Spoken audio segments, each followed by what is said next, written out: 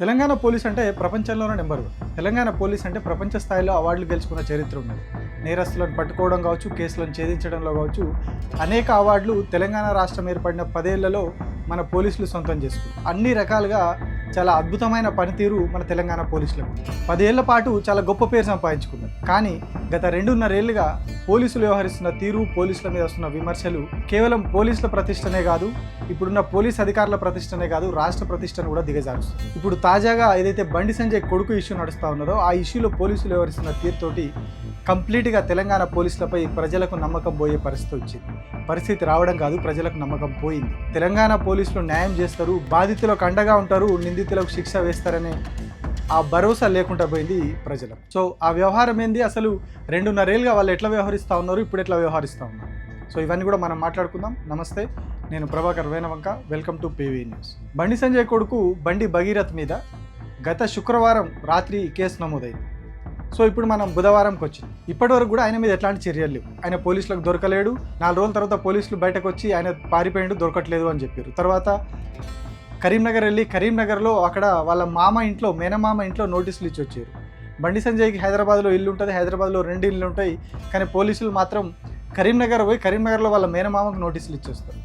అదే రోజు కరీంనగర్లో బండి సంజయ్ కూడా ఉన్నారు. ఎవరైతే బండి భగీరథ్ నిందితుడి కేసులో ఆయన తండ్రి బండి సంజయ్ కరీంనగర్లోనే ఉన్నారు. సో ఆయనకు నోటీసులు ఇవ్వలేదు, బండి సంజయ్కి నోటీసులు ఇవ్వలేదు కేంద్ర మంత్రి.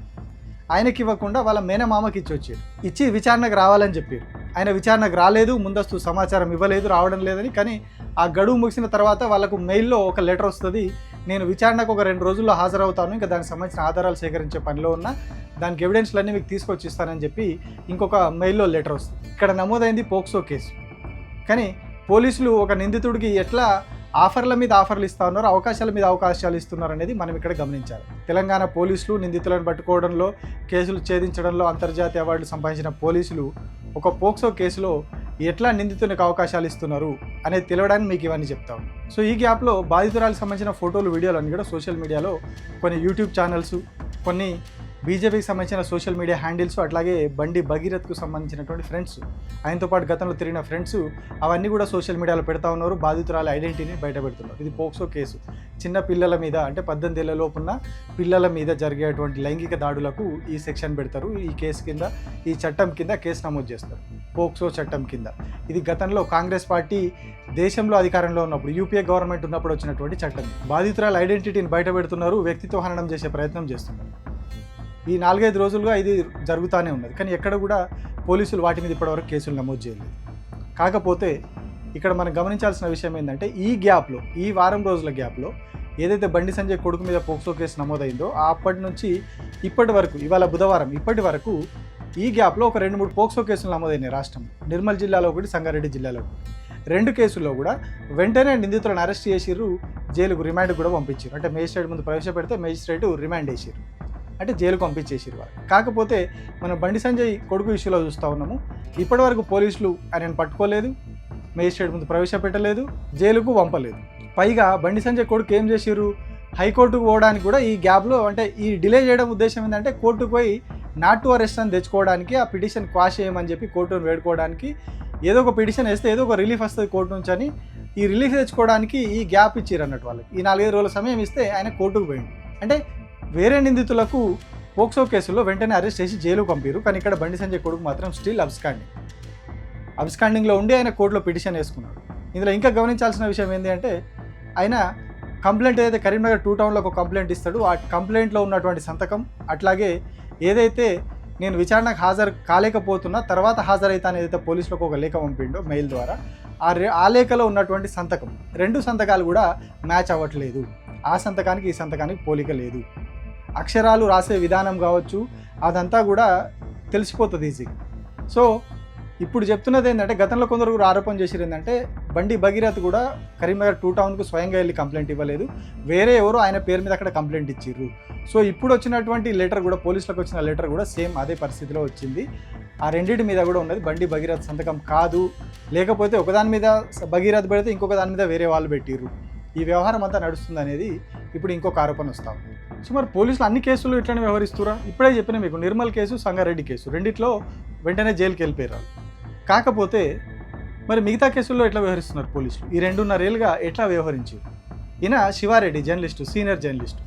ఆయన మీద ఏదైతే ఐఏఎస్ ఆఫీసర్కి సంబంధించి ఆ మధ్య ఒక ఇష్యూ అయింది. మంత్రులు, ఐఏఎస్ ఆఫీసర్లు ఇట్లా ఒక వార్త బయటకు వచ్చింది.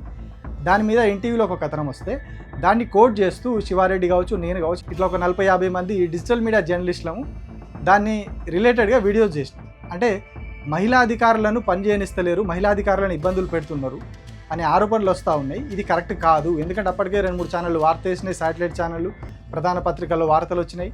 వాటి బేస్డ్గా మేము మహిళా అధికారులను ఇట్లా ఇబ్బంది పెట్టవద్దు, ఎందుకు మంత్రులు ఇట్లా చేస్తూ ఉన్నారనే యాంగిల్లో మేము వీడియోలు చేసినాం. చేస్తే ఏం చేసిర్రు, దాని మీద ఒక కేసు నమోదు చేసి కంప్లైంట్ ఇచ్చింది కూడా ఎవరైతే వీళ్ళు బాధితురాలని చెప్తున్నారో ఆమె కూడా ఇవ్వలేదు కంప్లైంట్ ఇచ్చింది జేఎస్ రంజన్ అనే ఐఏఎస్ అధికారి. కంప్లైంట్ ఇవ్వగానే హడావిడిగా కేసు పెట్టేసిరు. మన సజ్జనార్ గారు చెలరేగిపోయారు పెట్టి. ఇక ఆయన సినిమా డైలాగులు ఎట్లా కొట్టారో మనం అప్పుడు చూసి రావాలి కదా చేస్తానండి. ఎక్కడైనా పోతే ఎక్కడున్నా పట్టుకొని వస్తాను నేను. చట్టం ముందు ప్రవేశపెడతాను, చట్టంలో చూసుకోండి మీరు. కేసు నమోదు కాగానే శివారెడ్డి ఆఫీస్ మీదకి పోలీసులు పోతారు. కేసులో ఆయన A1 కాదు, A2 కూడా కాదు, వార్త వేసింది ఎన్టీవీ ఛానల్. కానీ శివారెడ్డి ఆఫీస్ మీదకి ఓ 10 మంది పోలీసులు పోతారు. పోయి నడువు ఇప్పుడు నువ్వు స్టేషన్కి రావాలని చెప్పి ఎంబడి చాలా గొడవ చేస్తారు ఆఫీస్లో. లాస్ట్కి లాయర్ వచ్చి మీరు ఎట్లా రూల్స్ ఫాలో కాకుండా ఎట్లా చేస్తారు, నోటీస్ ఎందుకు ఇవ్వరు అని చెప్తే అప్పటికప్పుడు పోయి ఒక నోటీస్ తీసుకొచ్చి ఇచ్చి నువ్వు ఇప్పుడు రావాలంటే 1-2 గంటలలో నువ్వు విచారణకు రావాలని చెప్పి బెదిరిస్తారు. అట్లెట్లుంటుంది, ఇప్పుడే ఎట్లా రమ్మంటారు అని చెప్పి మళ్ళీ అది చేస్తే రేపు రావాలి, నువ్వు రేపు పొద్దున విచారణకు రావాలని చెప్పి మళ్ళీ అట్లా చెప్తారు. అది దేశద్రోహం కేసు కాదు, పోక్సో కేసు కాదు, ఇంకో కేసు కాదు. ఎక్కడ కూడా మేము చేసిన వీడియోలో ఐఏఎస్ అధికారులను, మహిళలను ఎక్కడ కించపరచలేదు. అది మంత్రుల తీరును తప్పుపడుతూ చేసినాం. ఎందుకు ఇట్లా చేస్తూ ఉన్నారు, ఎందుకు ఇబ్బందులు చేస్తున్నారు వాళ్ళని వీడియో చేసినాం. నోటీస్ ఇవ్వకుండా నోటీస్ ఇచ్చి వెంటనే విచారణకు రావాలి, ఇన్ని రకాలుగా చేశారు. కానీ ఇవి కూడా మనకు బండి సంజయ్ కొడుకు కేసులో కనిపించాయి. పోక్సో కేసు అయినా కూడా ఇక్కడెక్కడ వెంటనే నోటీసులు ఇవి నువ్వు వెంటనే రావాలని చెప్పలేదు. 2 రోజులు టైం ఇచ్చారు ఆయనకి. విచారణకు రావడానికి కూడా 2 రోజులు టైం ఇచ్చారు. ఆ టైంకి కూడా ఆయన రాలేదు. కేవలం శివారెడ్డి కాదు, నాది కూడా అదే పరిస్థితి. వెంటనే ఈ కేసు అయిన వెంటనే నా కోసం కూడా వెతకడం మొదలుపెట్టారు. నేను ఊరిలో ఉన్నా అప్పటికి. నా కోసం కూడా వెతకడం మొదలుపెట్టారంట. నేను ఎక్కడ గతంలో V6లో పనిచేస్తే ఆ V6 ఆఫీస్ కోసం నా కోసం ఒక 4-5 పోలీసులు మఫ్టీలో పోయారు. ఇక్కడ ఉన్నాడా, ఏం చేస్తున్నాడు, ఎక్కడ చేస్తాడు, నా పుట్టు పూర్వత్రాలు అన్నీ ఏందనేది పోయి అక్కడ కనుక్కున్నారు.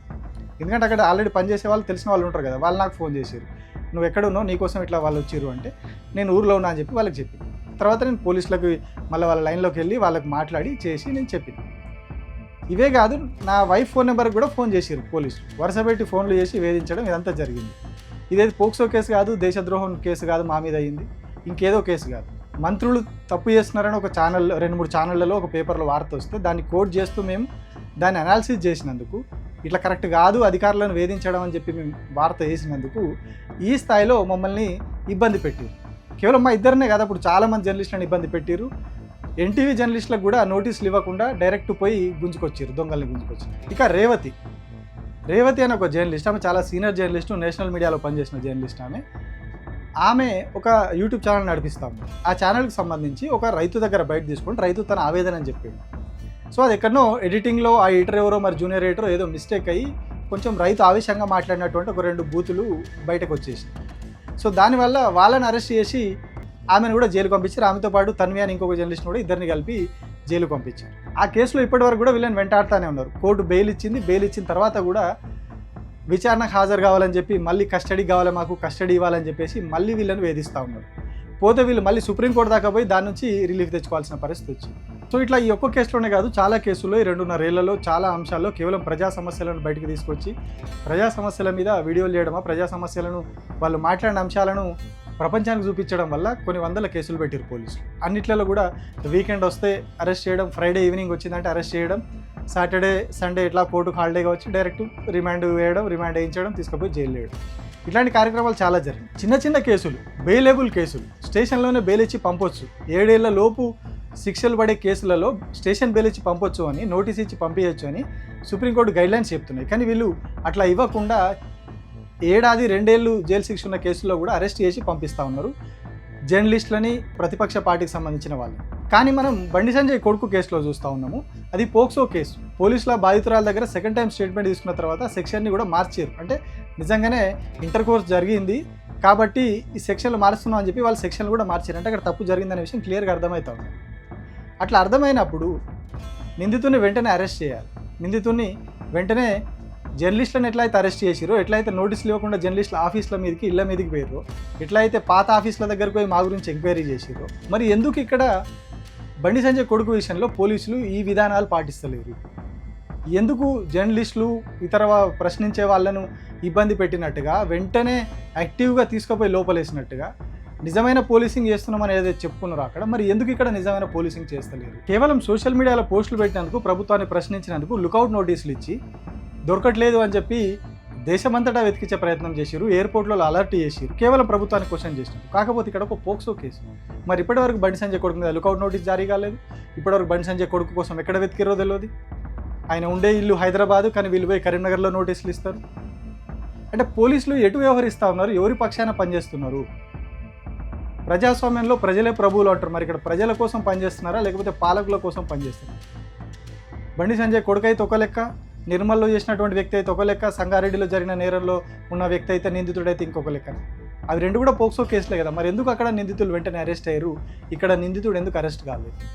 అక్కడ అరెస్ట్ చేసిన వాళ్ళు మీ పోలీసులే, ఇక్కడ అరెస్ట్ చేయాల్సిన వాళ్ళు మీ పోలీసులే. కానీ అక్కడ పోలీసులు అరెస్ట్ చేసారు, ఇక్కడ పోలీసులు వదిలిపెట్టారు.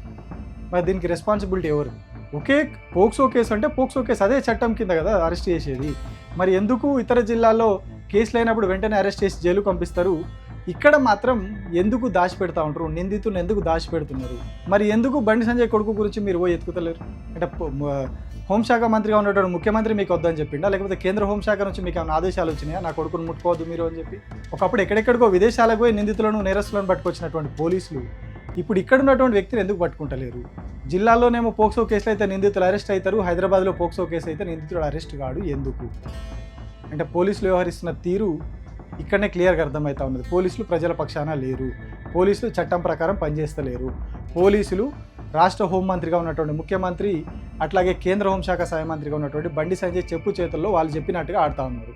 జర్నలిస్టుల మీద 7 ఏళ్లలోపు శిక్షలు పడే కేసులు, బెయిల్ ఇవ్వాల్సిన కేసులు అరెస్ట్ చేసి జైలుకు పంపించారు. అసలు సంబంధమే లేని అంశాల్లో అసలు ఒక వార్తని విశ్లేషణ చేస్తే దాని మీద తప్పుడు కేసులు పెట్టేసి, వీళ్ళు తప్పుడు మాటలు మాట్లాడారని కేసులు పెట్టేసి మమ్మల్ని వేధిస్తూ ఉన్నారు జర్నలిస్టులని. తెలంగాణలో డిజిటల్ మీడియా జర్నలిస్టులు అందరూ ఇదే పరిస్థితి, అందరినీ కూడా వేధిస్తూ ఉన్నారు మీరు. మరి ఎందుకు ఒక పోక్సో కేసు నమోదైనటువంటి నిందితుడిని ఇన్ని రోజులు, దాదాపు వాళ్ళకి 6-7 రోజులు అవుతా ఉన్నది, ఎందుకు వదిలేసారు? అంటే చట్ట ప్రకారం మీరు పనిచేస్తలేరు అనేది ఇక్కడ అర్థమైంది. కేవలం వాళ్ళ చెప్పు చేతుల్లో పనిచేస్తున్నారు. ఇది కేవలం మీ పరువు పోవడం కాదు, ఇప్పుడున్న అధికారుల పరువు పోవడం కాదు, పోలీస్ శాఖ పరువు పోవడం కాదు, ఎంటైర్ తెలంగాణ పరువు పోతున్నది. దేశమంతా ఇప్పుడు చర్చించుకుంటున్నది దీని మీద. ఒక పోక్సో కేసులో ఇప్పటివరకు నిందితుని అరెస్ట్ చేయలేదు, నిందితుని పోలీసులే దగ్గరుండి బయటకు పంపించారనే చర్చ జాతీయ మీడియా మొత్తం కోడై కూస్తున్నది. సో ఇది రాష్ట్ర పరువుకు సంబంధించిన అంశం. మీరు జర్నలిస్టులను వేధించారు, ఇంకోటి చేసిరు, ఇక్కడ వేధించమంటలేరు, ఏం చేస్తలేరు. ఆ నిందితుని అరెస్ట్ చేసి జైలుకు పంపితే సాక్షులు ప్రభావితం కాకుండా ఉంటారు, ఇంకేవైతే ఎవిడెన్స్లు ఉంటాయో అవి ట్యాంపర్ కాకుండా ఉంటాయి. ఇవన్నీ మీకు కొత్తగా మేము చెప్పాల్సిన అవసరం లేదు. జర్నలిస్టులు మీకు పోలీసులకు చట్టాలు నేర్పించాల్సిన అవసరం లేదు, మీరే చట్టాలు చదువుకొని వచ్చిన వాళ్ళు. సో ఇవన్నీ తెలిసిన వాళ్ళు కూడా సాక్ష్యాలు తారుమారైతాయి, వాటిని ట్యాంపర్ చేస్తారు, సాక్షులను బెదిరిస్తారు. ఇవన్నీ తెలిసి కూడా మీరు నిందితుని ఇప్పటివరకు అరెస్ట్ చేయకుండా ఇన్ని రోజులు సమయం ఇచ్చి కోర్టుకు వెళ్ళే వరకు కూడా వెయిట్ చేసిరు అంటే ఖచ్చితంగా పోలీసుల మీద ప్రజలందరికీ కూడా అనుమానం కలుగుతూ ఉన్నది, పోలీస్ శాఖ పనితీరు మీద డౌట్ వస్తూ ఉన్నది.